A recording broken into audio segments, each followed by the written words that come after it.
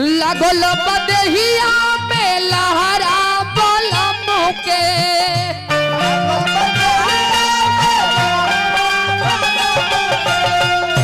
जाए नहीं दीती हम बहरा बलम के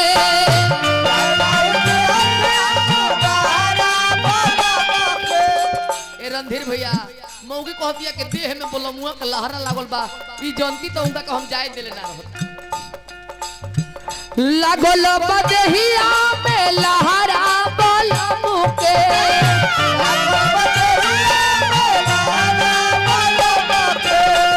जाए नहीं दीदी हम बहरा बलम के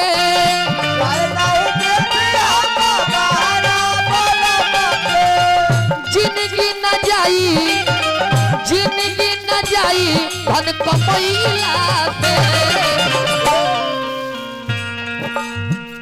पगला दीवाना रोवत बा दिल पगला दीवाना रोवत बा दिल राजा जी का कोयला से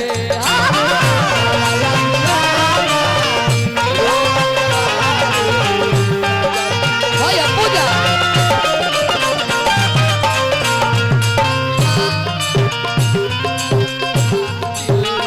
राजा जी का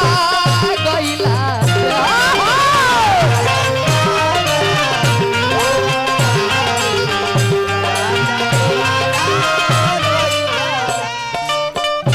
नहीं देती है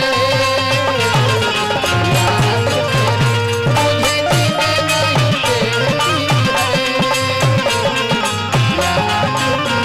सुन के आजा तू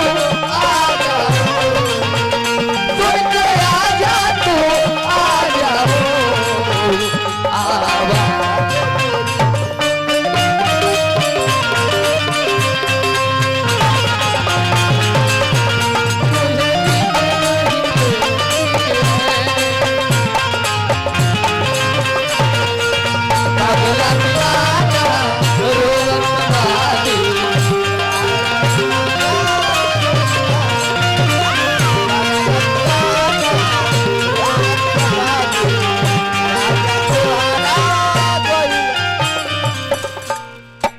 तब गुड्डू जी रौरा लयदार हई बबन भाई भी लयदार हवन रौरा तो हमार भाई हई इहो भाई हवे लेकिन अंतर अतने बाकी रौरा भाई हई आई कनिया के भाई ह रौरा भाई हई आई जौन बा कनिया के भाई ह मेहरारू कह दिया मुर्गी मार दो बबन हां कह दिया रही रही हमरो कुहू की जाला जियरा रही रही हमरो कुहू की जाला जियरा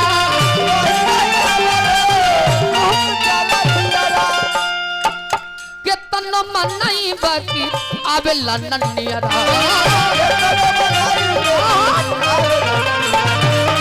नहीं बाकी आवे लंदन मैं गायत्री ठाकुर का नाच एकदम खोरे खोरी मारे लगता